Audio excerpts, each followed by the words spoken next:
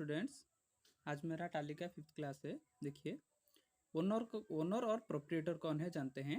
Owner कौन है? Who invest money, जो इन मनी को इन्वेस्ट करता है कंपनी पे। और मनीज वर्थ, और मनी का अर्थ, कोई भी मनी का कोई भी प्रोडक्ट है। मनी अगर वो पैसा देकर इन्वेस्ट करता है और पैसे के अलावा और कोई भी चीज इन्वेस्ट करता है पैसे के जरिए, वो मनी वर्थ है। एंड टेक ऑल प्रॉफिट, सारे प्रॉफिट को वो एक्सेप्ट करता है। और एंड बियर ऑल लॉसेस, सारे जो लॉस होता है, प्रॉफिट होता है, वो सब टेक आउट करता है। कौन? ओनर। उसको क्या कहते हैं? ओनर। ओनर क्या है? कैपिटल है, ड्राइंग है। ओनर क्या करता है? कैपिटल करता है और ड्राइंग्स करता है। कैपिटल क्या है और ड्राइंग्स क्या है? कैपिटल क्या है?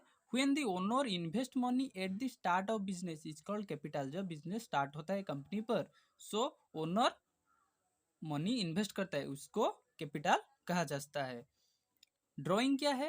When the owner withdraw money और goods for his personal use। जब कंपनी पर आप अकाउंटेंट होंगे तो आपके कंपनी के ओनर आके बोलेंगे कि मुझे 2 लाख की 3 लाख दे दो, आप दे दोगे उसको। क्या आप ट्रांजैक्शन पे क्या लिखोगे? उसको ड्राइंग लिखोगे, ड्राइंग्स लिखोगे। ड्राइंग का मीनिंग है जब ओनर अपने पर्सनल यूज के लिए आपसे कुछ मनी विड्रॉ लेगा। उसके बाद प्रॉफिट क्या है? Excess of revenue over expenditure is called profit. आपके इन्वेस्ट से अगर उसका जो इनकम है ज़्यादा आया तो इसको प्रॉफिट बोलेंगे। प्रॉफिट क्या है? जो आपके इनकम होने के बाद, आपका सारे खर्च जाने के बाद, उसके बाद जो भी अमाउंट आपके पास रहता है उसको प्रॉफिट बोलते हैं। लॉसेस क्या है? Excess of expenditure over revenue is called losses. आपके एक्सपेंडिचर से रेवेन्यू अगर क्या होगा? ओवर होगा, सो इसको लॉस बोलेंगे। आपके अगर मान लो आपका इनकम है 2 लाख, तो आपके एक्सपेंडिचर में खर्च हो गए 3 लाख, सो आपका लॉस हुआ, तो इसको लॉसेस बोलेंगे। सप्लायर क्या है? The persons from whom company purchase goods are called supplier. Supplier कौन है? The person from whom, person, एक पर्सन जहाँ अपने बिजनेस के लिए गुड्स परचेस करता है, उसको सप्लायर बोलते हैं। कस्टमर क्या है? The person to whom company sells goods, जो कंपनी गुड्स को सेल्स करता है जिसको, उसको कस्टमर बोलते हैं। हम जब दुकानदार से लाते हैं तो कंपनी का प्रोडक्ट में हम कस्टमर हैं। बैड डेब्ट क्या है? The debit which can not be recover is called bad डेब्ट। ये क्या है? अगर आपका कोई दुकानदार क्रेडिट सेल पर लिया था, एक कस्टमर क्रेडिट सेल पर लिया था, उसके बाद आप उससे पैसे डिमांड किए, पैसे पूछे, पैसे मांगे, तो उसने मना कर दिया। और बहुत दिनों के बाद आपको ट्राई करने पर भी आपको उसने पैसे नहीं दिए। इसको अगर वही पैसे कुछ ईयर के बाद आपको फिर से उसने लौटा दिया तो इसको बैड डेट बोलते हैं। उसको बैड डेट कहा जाता है। अगर उसने लौटा दिया तो इसको बैड डेट रिकवरी बोलते हैं। जो बैड डेट है वो पैसा जो रिकवर नहीं होता।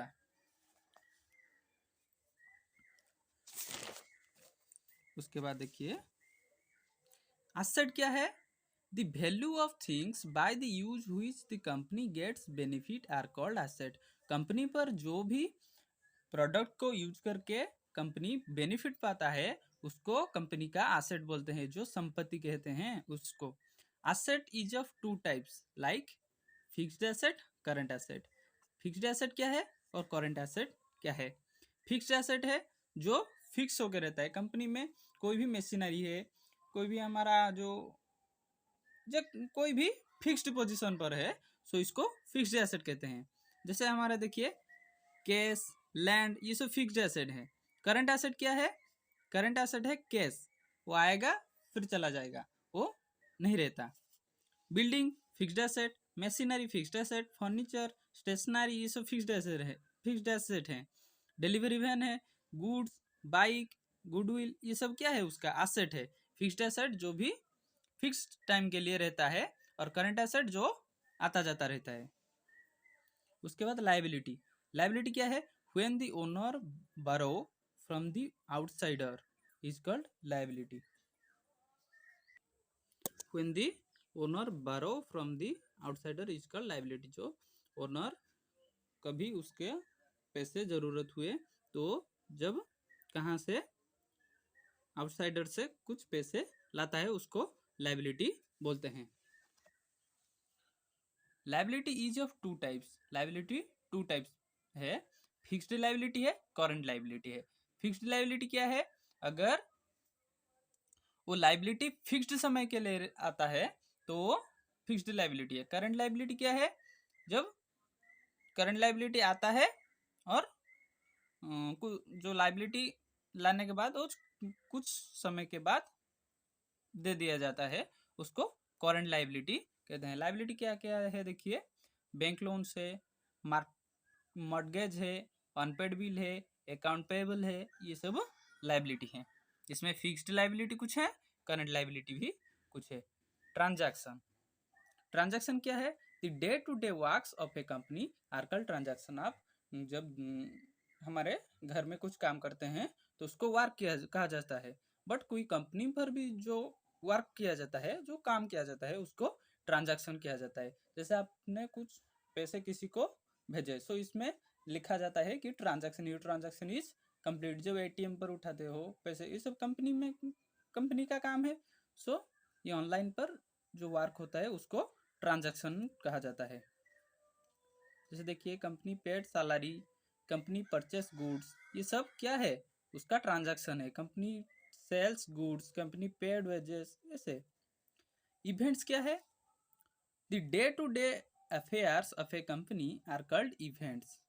जो दुर्घटना घटती है जो कंपनी पर, कोई भी प्रोडक्ट को लेने उसको लाने के समय जब कोई भी दुर्घटना होती है, सो उस कंपनी का लॉस होता है। सो इसको क्या कहते हैं? फिक्स्ड अफेयर कहते हैं, और इवेंट्स कहते हैं। इवेंट्स कहते हैं। ये देखिए, loss by accident, loss by thief, जो चोरी होने के बाद। उसके बाद गुड्स क्या है? द प्रोडक्ट और raw material purchase by the company are called goods. जो रॉ मटेरियल कंपनी को परचेस किया जाता है, द प्रोडक्ट और raw material purchase by the company, company जो खरीदता है रॉ मटेरियल, उसको गुड्स कहता है। Goods are two types of goods. Raw material, finished goods. Raw material क्या है? जब कंपनी खरीदने के बाद जो रॉ मटेरियल खरीदता है उसको बनाने के लिए, उसको क्या कहते हैं? Raw material. जो गुड्स को खरीदता है बनाने के लिए, और जो गुड्स कंप्लीट होता है उसको फिनिश्ड गुड्स कहते हैं। Thank you students, please see my previous video and subscribe my channel.